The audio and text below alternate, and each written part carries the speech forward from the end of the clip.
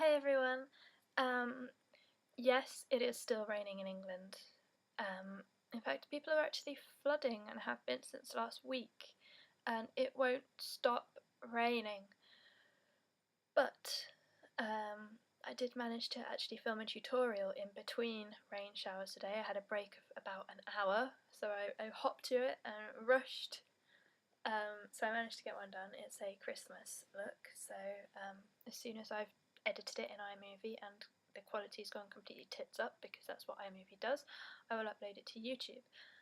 Secondly, you might have noticed, well, about 5 of you, that I had a Sonic the Hedgehog tutorial up for about 10 minutes last week or so. The reason that was deleted was because I had no light and it was raining, so I filmed it on here, and then when I came to look at it when it was on YouTube, I was absolutely horrified by the quality, and there was no point of being there because you couldn't even see any of the colours that I'd used. Like, I'd used a really, really, really bright blue, and you couldn't see it, so that annoyed me, so I took it down in a huff. But anyway, just goes to show you can't trust technology. But review, on with the review. Okay, so this is Plush Lash. Ta-da! It's small. The packaging has this kind of rubberized plastic feel. Not exactly like the NARS, but it's kind of like, I don't know, strange. But the packaging is really, really sleek. Really short wand, as you can see. It's sleek black design, it's the black that we've come to expect from MAC packaging or MAC cosmetics. There's nothing unnecessary about it, which is what I like. When I bought the Yves Saint Laurent, what was it called? Effet Faucille mascara, it was gold, and I really don't like that. I think that's a bit tacky, but I just don't like gold, so it's my vendetta against gold.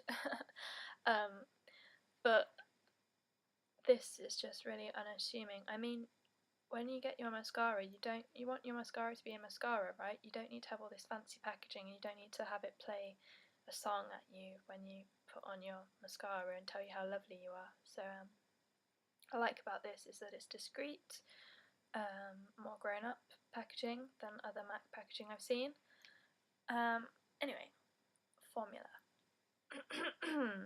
Sorry. The formula is pretty thick. See? It's pretty thick. It's not going anywhere.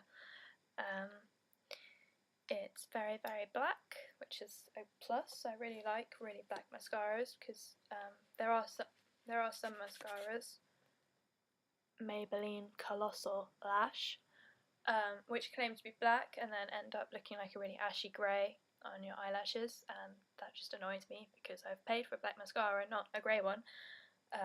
If I wanted grey, I would have bought grey. Yeah, we're cool. Okay, so it's very, very black. The smell is really, really weird. You know how I said the Studio Sculpt foundation smelled like paint? Well, you might not. This might be your first video of mine, in which case, welcome. But anyway, it smells like it used to smell of paint, and then they added a scent to it to make it not smell of paint. But instead now it just smells like roses and paint.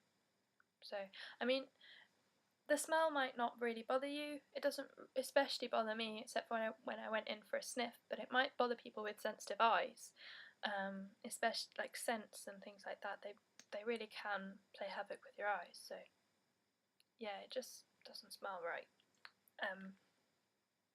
So the brush is pretty weird, actually. Just gonna put this here. See if I can get a decent picture on this. Okay, so it looks pretty big, and then it has a flat side. And then a puffy side and a flat side. You know, it's really weird. It has just a flat side on. So I don't really get the point of this brush, actually. I don't understand what they're trying to do. I mean, fair enough, they're trying to be innovative with the brush shape, and it's gonna make your, it's gonna perform differently, but it really doesn't add anything to the product. But the brush handle is really short. This allows for extra control and precision, so that's good, especially when you're going into the corners of your eye. And it does have a really tapered tip, which is really good for getting into the corners of your eye. But back to the flat side and the spiky side, I'm not sure what this is trying to do. Apparently there is a knack to using this mascara. Obviously I've not found it, because I'd probably like it if I did. But I think that the shape of this brush actually works against it. It makes it to deposit way too much product. I found that I was having to comb through my lashes a hell of a lot with this, especially because it deposits a lot of product on the end of the lashes. So, results. It was fairly long wearing on me. It didn't flake, it didn't smudge. It does clump if you want to go in for a second coat, as most people do. It will clump and you will need to get your eyelash comb, which isn't something I have to use very often, I'll be honest. Normally the mascaras I use don't actually clump that badly, but this one really, I just don't like it. I mean, it's just the shape of the brush. It doesn't deposit product evenly over your lashes, so of course it's going to clump, because as soon as you go for your second application, it's going to deposit more product in one place than the other. So this really annoyed me. With this product, I ended up with a lot of product on the with this mascara, I ended up with a lot of product on the end of my lashes, making them thicker at the ends, which is fine for volume, but it made them look really stubby and really kind of like I'd cut my eyelashes off, you know? It didn't look right. It doesn't lengthen at all.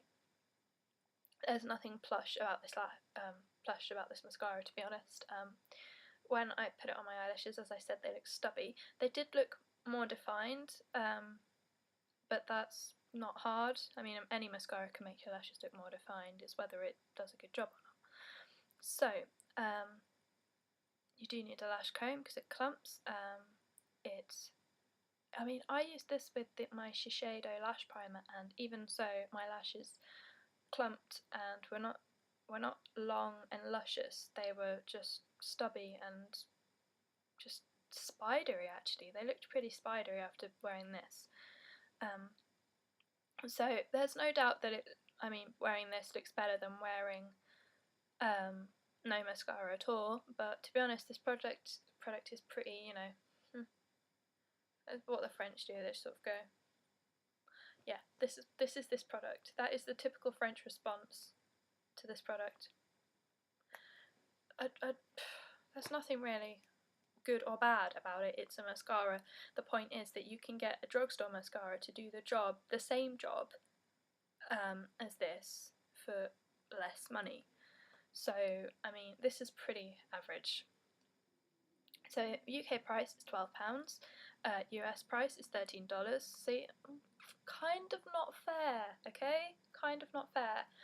So that's what you get for living in England, paying a crap load more money for this. The price is okay, you know, it's not unreasonable, but I wanted to try something that wasn't expensive as my holy grail, Dior Sheer Blackout, and so I got this.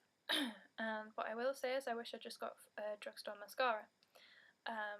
I always used to use Bourjois Coup de Théâtre, which is the double end one, the one with the white and the black end, and that was much better than this. So next time I go to Bourjois, I will be buying one of those, and this is rubbish.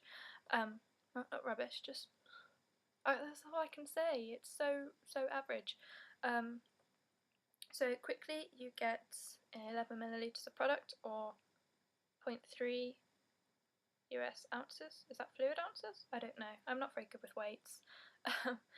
But, you know, if you want an average mascara, or if this works for you, then fair enough. For the rest of us who want long lashes, I would steer clear. It's not that good.